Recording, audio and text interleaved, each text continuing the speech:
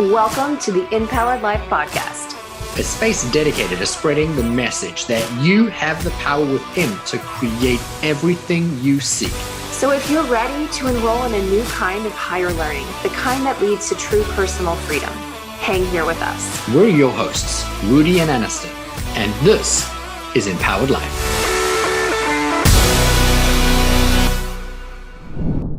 Welcome to the InPowered Life Podcast. My name is Rudi Riekstins. I'm your host, and today we're joined by David Phillips, an international speaker, coach, global authority on public speaking, communication, my love language here, self-leadership. He's a 3 times TEDx speaker, and he's the author of High on Life. Welcome to the InPowered Life Podcast, brother. Damn, thank you, Rudi. I'm so looking forward to this. I love the episodes that you've done, and empowering life is something that I live and breathe, considering my background. So yeah, I was going to say, I want to talk a little bit about your background before we jump into, obviously, the incredible man that you are today online.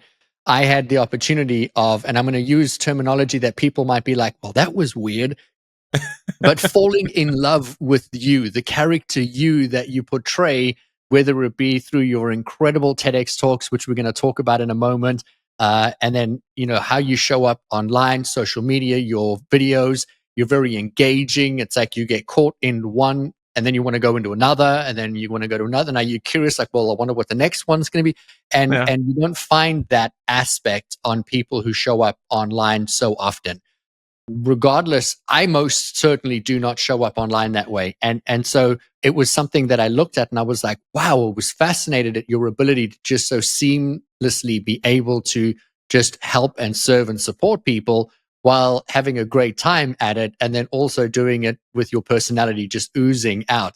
I know that you weren't always this incredible, charismatic guy living life large, but I would love to know, what was your journey that really got you to where you were? I know in one of your videos, you mentioned depression. Do you mind telling us a little bit about what was that journey from depression to getting you to be the guy that you are today? Sure, absolutely. And thank you, Rudi. That was a beautiful analysis. I don't often think about the social media content that I put out there. Besides, I hope that it'll help people. But the perspective you gave was a different and an interesting one. Thank you for that. The man I was is the same man I am today, but I spent 17 years being depressed in between.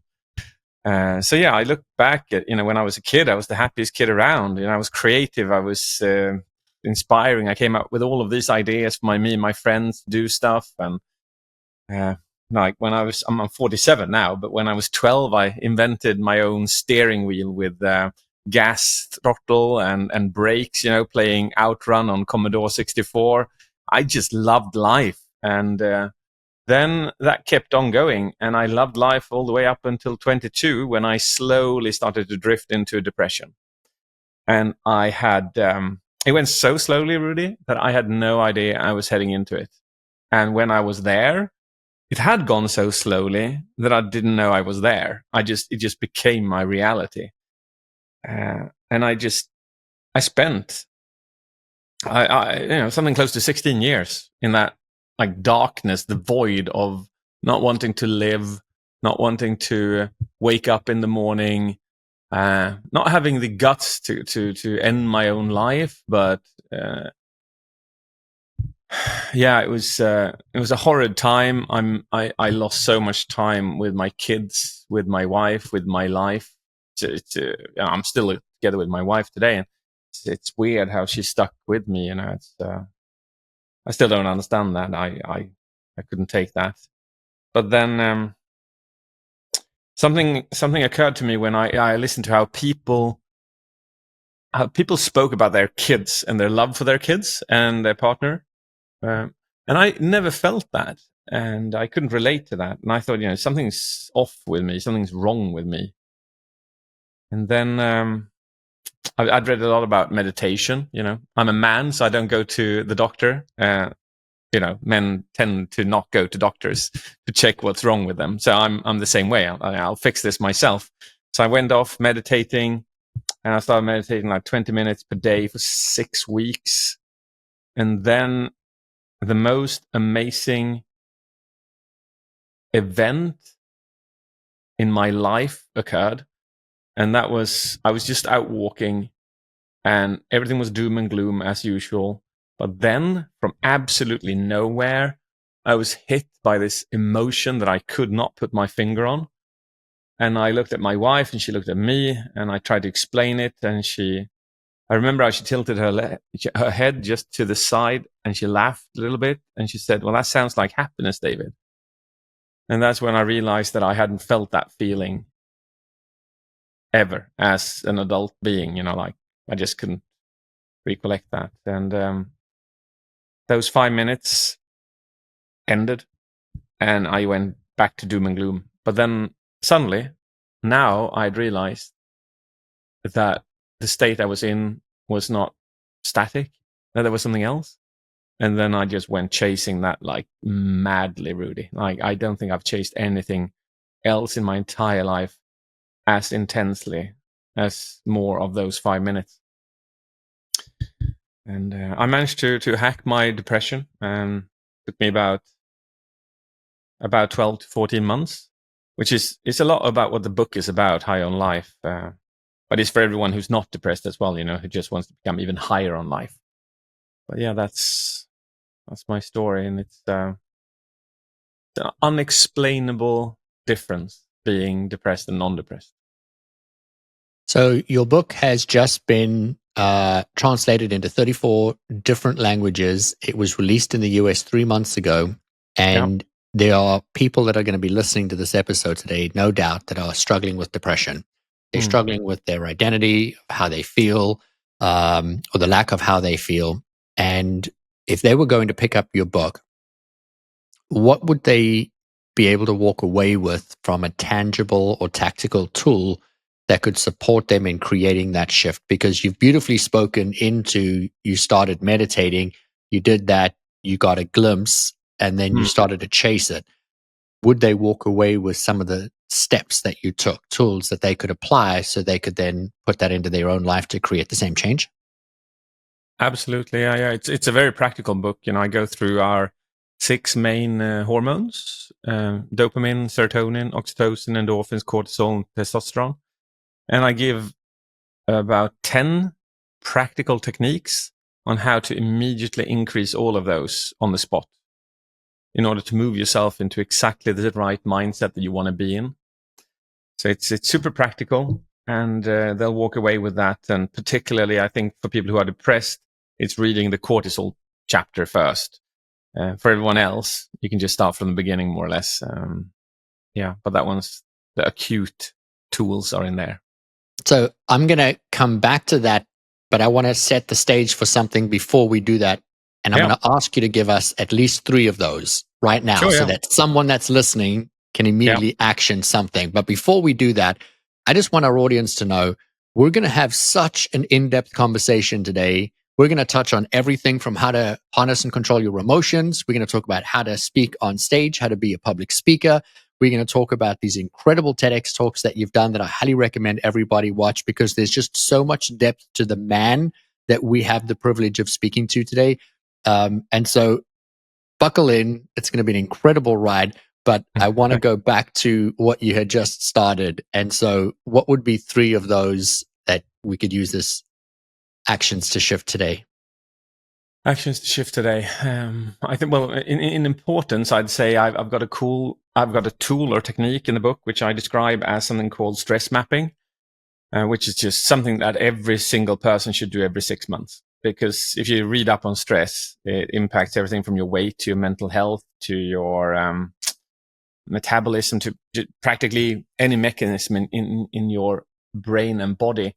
And the way that one works, and anyone can do this now sitting here, just write down everything that stresses you today, small but big. Does your phone stress you out? Does an app on your phone stress you out? Does a person you follow on Instagram stress you out? Does something that you eat stress you, or the lack of something, does that stress you? Have you got a person in your around your friend or a family member who stresses you out? Just this massive list. Mine was 68 points when I started using this tool to hack my own depression. Then the beauty of that is when you have all of them written down, which can be quite stressful itself. You start to work on them. You go like, I can remove this. I can reduce this. I can remove this. I can fix this. I can just get rid of that, and that's gone.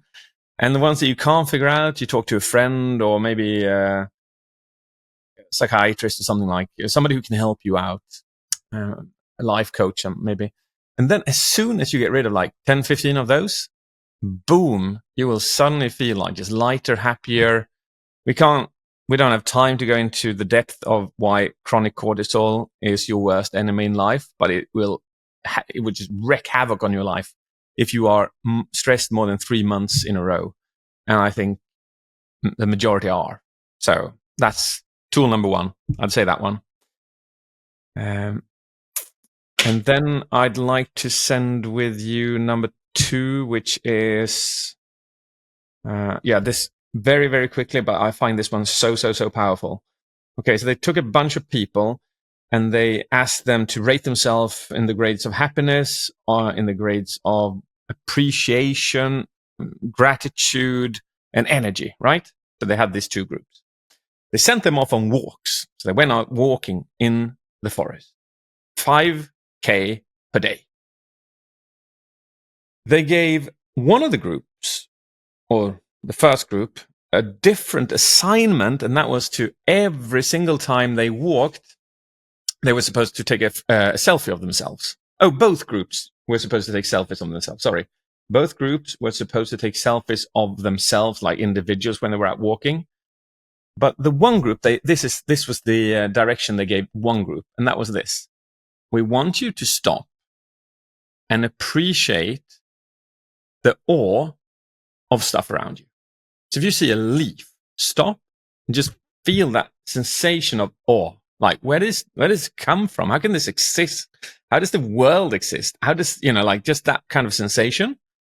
That was the only specific direction that group got. And then they went on for 6 months. And they walked their 5Ks. At the end of the 6 months, the group who had that particular activity to do were way more happier. They were more appreciative. They were more grateful, and they had more energy. But that was not the cool thing, Rudi. The cool thing was the last thing they did, where they looked at the difference of the selfies that both groups took.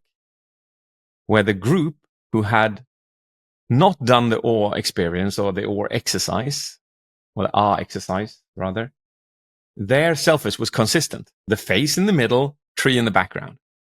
But for the group who'd practiced that, the awe sensation, their face became smaller and smaller and smaller for each month.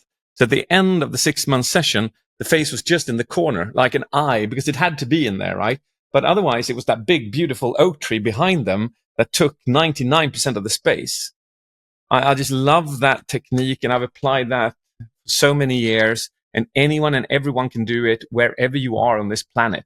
Stop by a tree, stop by an animal, just do that like a minute now and then during the day, and it'll shift your mindset in just like in months. It's pretty quickly as well. So that's a beautiful one. Love that one.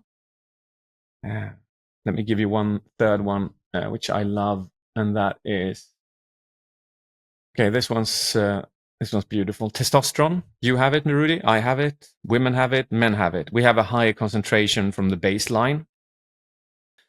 But there is studies that show that if you increase your testosterone before an interview, you are more likely to get the job. If you increase your testosterone levels before a negotiation, you're more likely to walk away with a better bid. If you increase your testosterone levels before a presentation, people will take you more seriously than if you don't. So the question then is, how can we increase testosterone? I'm going to give you a 5-step method now. I can't do it with you, Rudi, but people listening to that, and you, Rudi, you can all do this after, and it's just mind-blowingly powerful. What we'll do is we're going to stack 5 testosterone scientifically proven tools on each other, and you will get this immediate increase of testosterone in doing them all 5 together. All right, here we go. The instruction goes as follows. Walk around like you own the world. Chest out, chin up, boom. Long strides. Number 2, breathe like you're hunting something. My breathing pattern usually goes like this.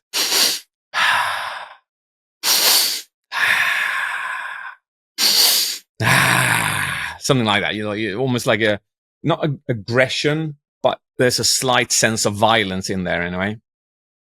The third thing you should add to this is music that you usually drive your car too fast to. So anything that you drive your car too fast to, listen to that kind of music while doing this. The fourth thing is imagine yourself conquering something. Imagine yourself winning something. You do all of these 4 together and you walk around and you will feel your testosterone increase in real time. And then you end with the last thing. And this is where your testosterone shoots through the roof. And that is you do a primal scream with a physical anchor at the same time. So you can do like this. You can raise your fists in the air and go, wah! Or you can bump your chest, go, wah! And you do all of those 5 at the same time, you will feel freaking invincible. I've done this with thousands of people on workshops, and the feedback is just insane. And that's what the book is about. You can increase and control your neurosubstances on command by the tools that you use. And it's just life-changing. Yeah. I already heard all of the Amazon orders going ting, ting, ting, ting, ting, ting as you were talking, as people were like, I want to know what the other 7 are. That was incredible. Thank you so much for sharing. Thanks, I know that there's just so much value in everything that you teach, and I have just so many questions that I would love to dive into, or areas more specifically than questions. I work in a very similar field. The latest data tells us 75% of the human population is living in that heightened state of chronic stress all day, every single day, 75% of their day, which means the only time they're not in heightened stress is when they're sleeping. And what makes that so alarming is if I had read 75% of Americans are suffering chronic stress, I would have been like, yeah, that makes sense. But it's 75% of the global population. So we're not talking about Europe. We're talking about Africa. We're talking about Australia, New Zealand, and these are countries that don't operate on the same level that they do in North America. There's very different. I mean, siestas. Who takes a siesta in North America? It just doesn't happen. And yet we don't have these summer breaks. We don't get these afternoon breaks. So the levels of heightened stress that we live at are very, very different than what they would be, say, in Europe in a small town. But the statistics are telling us that 75% of the human population is under that level of heightened chronic stress 75% of the time. And so we know that stress is controlled through our emotions. And you talk about how we harness our emotions. I would love, if you could, to speak into a little bit about the importance and the value from your perspective of why people should learn to be able to harness and or control their emotions. That's a crazy number, Rudi. That's a crazy number. It also like, I always like to see the positives out of it. And that means that the 75% of the population has this tremendous potential of becoming like more happy and more energized within quite a short period of time if you get control of your chronic stress. All right. Your question is, what is the benefit of being able to harness your emotions? Well, or even how do you harness emotions? Yeah. Well, I just gave you the example on testosterone. That's a practical way of increasing your testosterone levels immediately there. Well, the benefit of that is that when you go into that interview, as I said, the chances of you getting a job will be bigger, or walking away with a bigger bid from the negotiation. So that's an obvious example. You increase a substance in your mind that increases that particular emotion that has this particular effect. We'll have a completely different one then, oxytocin. The cuddle hormone, which it's called, and which is released when we hug, when we kiss, when we touch. I'll give you a very practical example on that one as well. If you come home from work high on dopamine is the neurosubstance that makes you desire more, right? So you're looking for more things, for new things. You're thinking about the future. So you come home to your family with that. That means that you're not present because you're somewhere else. But it's very easy to be in that emotion because we are in that emotion the majority of our working day. Not only that emotion, but you're also, for instance, say high on cortisol, which is the stress hormone. So you've had a stressful day, you worry about the future, you worry about something. So you come home with this cocktail, I call it the devil's cocktail, and it's filled with dopamine and cortisol. And you are by far not the best partner you can be for your partner or a parent for your kids. So what you do is you stand outside of your door for 2 minutes. You pick up your phone and you look at something that makes you feel strong empathy. So you know the kind of video clips that makes you tear up, like small babies who can see for the first time, people who can hear for the first. Have you seen these, Rudi? Yes, absolutely. Yeah. Or you've got these people coming home from the military and they meet their daughter who hasn't seen them for like a year, and like just this. You look at that for 2 minutes, you will feel like a changed person. Now, when you go into your family, you will be connected, you will be present, you will be caring, you will be a different version of yourself because you know how to harness your emotion and the reason why you should do so. So, yeah, that's just one more example. I could give just a million of them, but that's another one. I'm not going to ask you to give us more because I want the audience to turn around and follow you because your Instagram page is full of all of this, and there's just tremendous value for anybody who decides to follow you. And I believe you have already 350 odd thousand followers. And so for my audience, I share that only to emphasize that people are interested in the content that you have to share and that you have tremendous value that you're adding out and in the world. So I would love to move into a little bit, which is one of my favorite places to speak is public speaking. I happen to be a public speaker. I've been in the public speaking arena now for over 20 years. And you have a very, very powerful and effective way of communicating how people can communicate on stage. And for our audience, the number one fear in the world is having to speak in front of an audience. And so, I think this would just be an incredible gateway for anybody who is wanting to overcome their nervousness, their anxiousness, and then to be able to not only learn how, and I love that you communicate that there isn't a person on the planet who has ever been born to be the best public speaker, and that it is a skill that is then honed through time. And so for anyone who is wanting to not only overcome that, but also to be very proficient at it, regardless of whether they're standing in front of a large audience or a small audience, this is a skill that everybody needs to hone. And so talk to us a little bit about your public speaking. I know you speak into external communication versus internal communication. What's the differences between the two, and why should we be aware of them? To answer that question immediately, the external communication is what I can see you doing, Rudi. I can see you moving your hands. I can see you nod your head. I can see that you're tilting your head slightly to the left. You got that nice smile going on. All of this is your external communication to me to make me feel more comfortable and to show your interest so that I become more relaxed, and therefore I'll be a better guest at your podcast, for instance. Your internal communication, I can't say what that is. It's hard to read people's facial expressions outside of what they show. It's possible, but it's just hard. So I'm not going to do any guesses.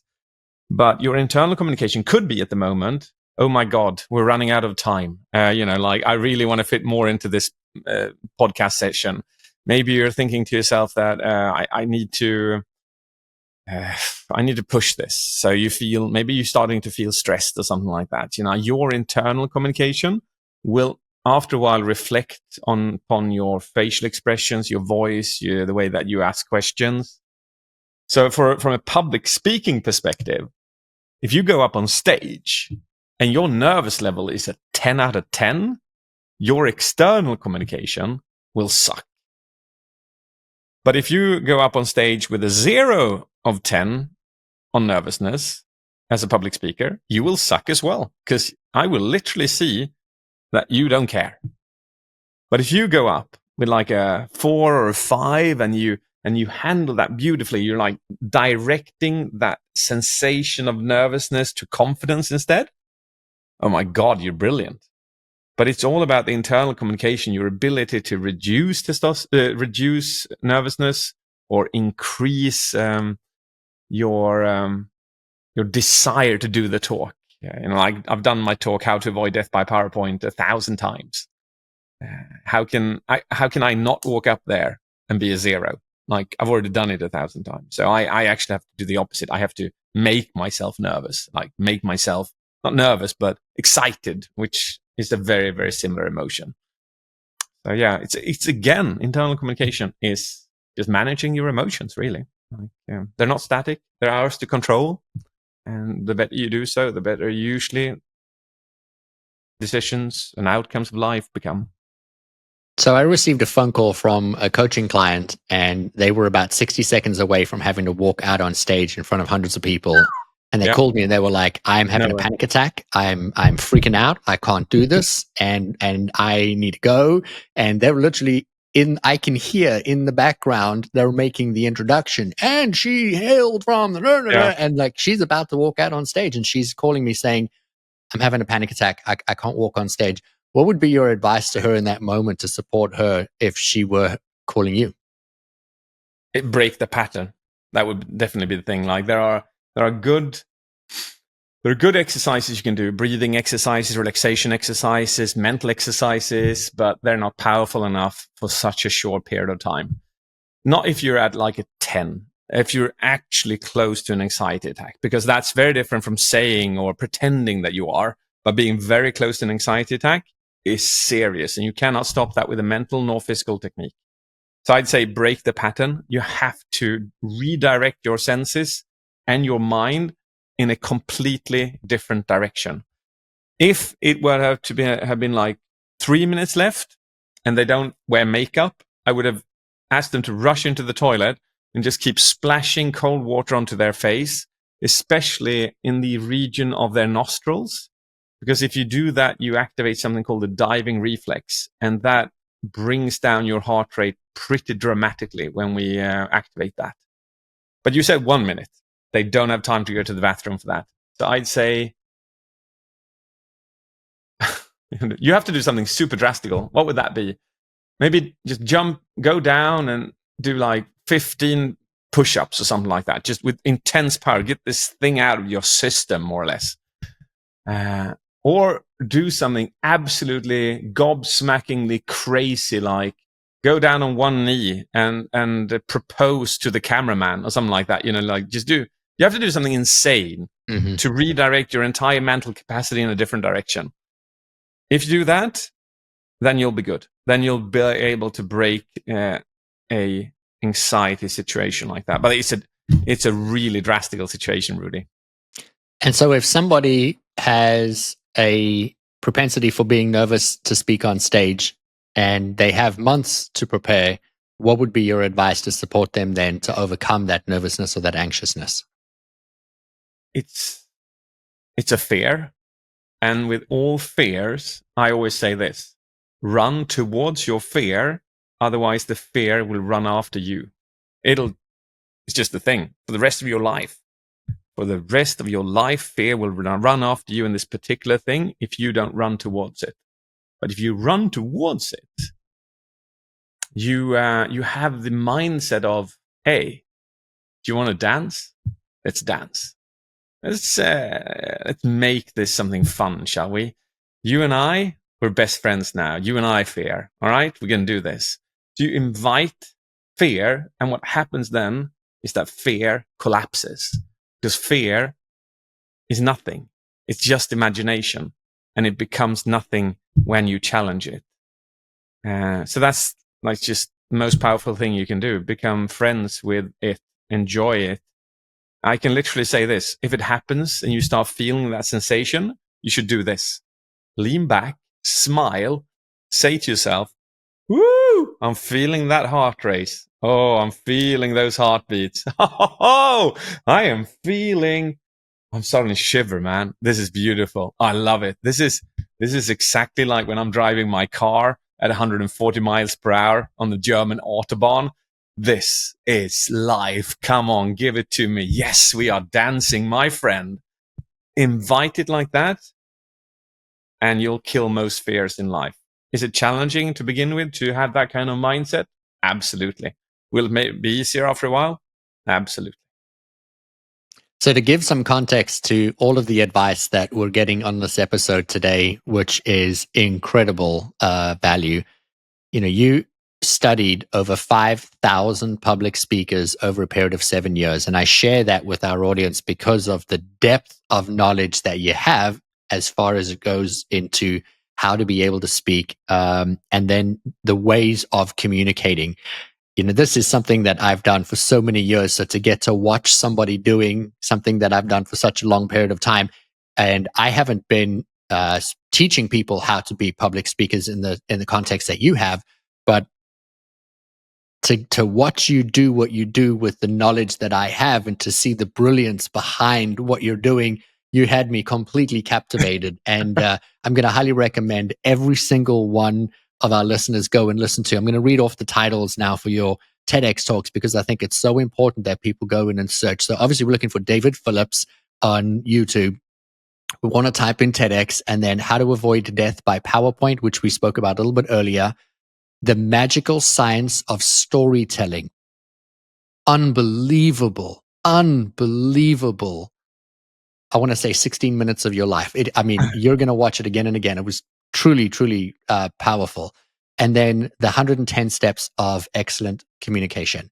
I watched the 110 Steps twice. I just love all of the little nuances which you alluded to, how you're tilting your head, how you're standing, what you're doing, where you put your hands, your posture, because most people don't think about that. And we don't all have to be standing on a stage to be able to speak with that. We can be doing that in a boardroom. We can be doing that at home. We can be talking to our kids. We can be training our dog. All of these are going to be read by people that are around us. You mentioned a while back about a devil's cocktail, but I also know that you have an angel's cocktail. Could you tell us a little bit about the angel's cocktail, and how could we make one? Sure, absolutely. There is a fourth talk, Rudi, which dropped just like 3 weeks ago. So if you want to pick up the last and the fourth talk, it's 10 practical tips on how to reduce nervousness. So you can check that out as well. That's amazing. I did not find that. Thank you. Yeah, no, it just dropped. The angel's cocktail. Well, the devil's cocktail is defined by something that puts a brake on us. It makes us slower. It makes us sadder. It makes us less energetic, less vital, and so on. While the angel's cocktail is the opposite. And as I've already mentioned, the devil's cocktail is predominantly a high concentration of chronic cortisol. Right, that's the main ingredient in the devil's cocktail. In an angel's cocktail, you had oxytocin, and I've already given you a practical technique on how to increase oxytocin. So that's like, say that is the base of an angel's cocktail. But then we can add endorphins to it as well. So, for instance, endorphins we know is released upon pain, but it is also released upon laughing. So a practical tip in the book, and for public speaking as well, is that if you don't feel very social, you don't feel very relaxed or open, just go into the bathroom, lock the door, sit down on the toilet, make sure it's soundproof, and then laugh uncontrollably loud in that room for like 45 seconds. When you now open that door and you leave that bathroom, you are a changed human being. You are walking out with a smile. You feel more social. You feel more open, and you feel more relaxed, because endorphin is short for, or it's built from the words indigenous morphine. It's your own painkiller. So again, that could be added to an angel's cocktail, depending on what mood you want to be in, of course. And then the testosterone, I've already given you that, Rudi, and everyone listening. You add that to your angel's cocktail. Imagine that. Imagine you're looking 2 minutes at something that brings in strong empathy in you. And then you go into the bathroom, you laugh your ass off for 45 seconds. And then you go out and you do your testosterone routine. If you are not a changed human being in 5 minutes doing those 3 things, something's wrong with you, because every single human will be, their personality will shift into a confident, caring, open person. So that would be an angel's cocktail. In the book, I think I've got like recipes for 14 different cocktails like this, like combine this and that, combine that and this, do this and that to get that kind of emotional reaction when going into a date or something like that. But yeah, that would be an angel's cocktail. I don't think there is a person listening that isn't interested in either buying a copy of the book or making one of these cocktails, because the benefits are just so profound. I want to remind our audience, I speak about this every single time I have an opportunity to do so. Thoughts produce feelings. Thoughts and feelings drive all human behavior. And the only thing that the world is telling you to do is to change your behavior. And, if you buy that thing, do that thing, then you'll feel that way. And it's easier to just change how you feel. It's organically going to change how you think. And then it's going to change everything you do after that. And so we've just been given a beautiful way to be able to create that shift and change.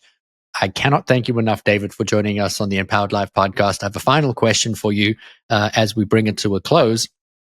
And that is just, what does it mean to you to live an empowered life?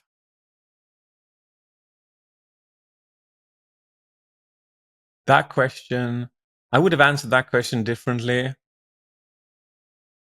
like 3 or 4 times in my life. I would have answered it one way when I was 20, one when I was 30, one when I hacked my depression, and one now. Now, to me, that is, and my wife doesn't like it, but it's being satisfied and not having this constant drive for more. I have so much, but even if I didn't have so much, I'm still satisfied. I can literally be out tenting in the forest and I have the ability to create the sensation of satisfaction with what I have. But for the majority of my life, that didn't exist. And I had this constant desire that I was never satisfied and that I always needed and wanted more. And this has empowered me in a very different way. But as I said, I don't think I would have wanted this when I was 20. So my answer would just literally have been different for each decade that I've lived. This one, however, I think comes out strongly after hacking my depression. Yeah. I think that is a beautiful, beautiful response. And I don't think you would have been ready in a different period, but what you and how you are today perfectly prepared you, right? All of those periods to get to where you are today. I love that you said, I have so much. And so many people look at what they don't have versus looking at what it is that they currently already do have, which takes us right back to your initial example you gave us of people going out and taking selfies, and they're the center of the photo. And then at the end, they're the smallest piece of the photo and everything behind them is just the expanse of everything that is available to us. Yeah. David, I thank you for generously sharing your brilliance, your time, for pouring into everybody as you so beautifully do online. It has been an absolute pleasure getting to know you through your content. I look forward to getting to know you more. I know this is just the beginning of many conversations. We're going to put your show notes into the show notes. We're going to put into all the links for your TEDx talks. We're going to put in the link for your book. Again, High on Life is the title of the book, High on Life, just released in the US 3 months ago. And then also just links to your Instagram and TikTok and anywhere where people can find you. Thank you so much again for joining us. I appreciate you. To everybody that just listened to this powerful message, I hope that you take not just one, but at least 3 different things from this episode and apply them into your life today, where you can take immediate action so you can see the benefit of the results of what it is that you're taking. Share anything that you've learned from this episode with somebody, because there are people out in the world that need to hear the message that we've heard today and help support spread the message, but also to change lives. I love you. I'll catch you in the next episode of the Empowered Life Podcast. If you enjoyed this episode, please subscribe so you don't miss out on future content. And we would love your support in leaving us a review wherever you listen to your podcasts. Make sure to check the show notes for more information on how you can find us online and on Instagram. Now go create an amazing day for yourself, and we'll see you again soon.